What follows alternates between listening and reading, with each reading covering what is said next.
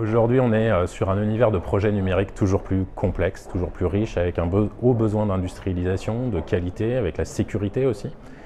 Et pourtant, on a des projets qui échouent toujours autant.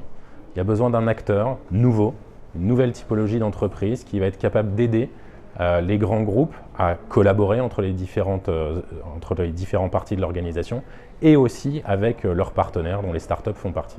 Aujourd'hui, on intervient à la fois sur des projets pour les grands comptes, typiquement Renault, SFR, Crédit Agricole, La Poste, mais également pour les startups, avec typiquement des choses comme InCube, Corp Academy ou TraceOne, donc dans l'édition logicielle, dans la formation, dans les fintech.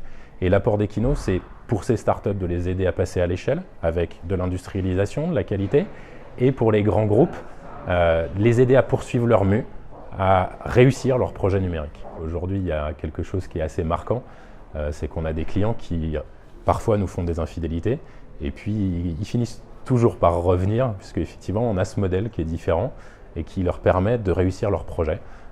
Donc même quand ils partent, souvent ils reviennent. La spécificité d'Equino, il y a deux éléments clés. Le premier, c'est d'avoir intégré l'ensemble des talents à l'intérieur d'une même équipe. Donc on va avoir des équipes à la fois conseil, création et ingénierie, ce qui nous donne une efficacité incomparable puisque tout le monde travaille ensemble dès aujourd'hui. Et la deuxième spécificité, c'est, comme le disent nos clients, finalement, on est une entreprise stable, solide, pérenne, d'où un turnover extrêmement faible par rapport à beaucoup de concurrents, ce qui nous permet d'être toujours plus dans l'industrialisation de l'innovation et donc d'apporter des nouvelles solutions concrètes au service des projets.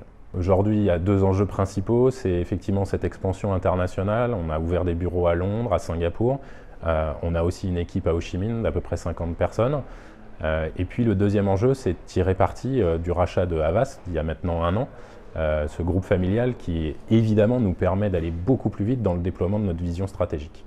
Equino se différencie de ses concurrents sur le marché, notamment des ESN ou des agences digitales, en ayant intégré très tôt, au-dessus du bouillon numérique propre à ce marché, une capacité d'industrialisation et de qualité qui fait que nos projets, les projets qu'on fait pour nos clients, les services digitaux qu'on produit pour nos clients sortent, sont mis en production et vont sur le marché trouver leurs clients finaux.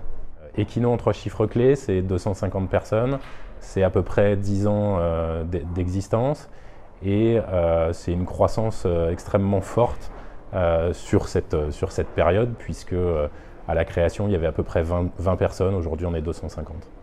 Dans les éléments différenciants qu'apporte Equino aujourd'hui, il y a une capacité à accompagner les clients, à regarder les projets sous un angle différent. On disait que les projets, il y en avait beaucoup qui échouaient.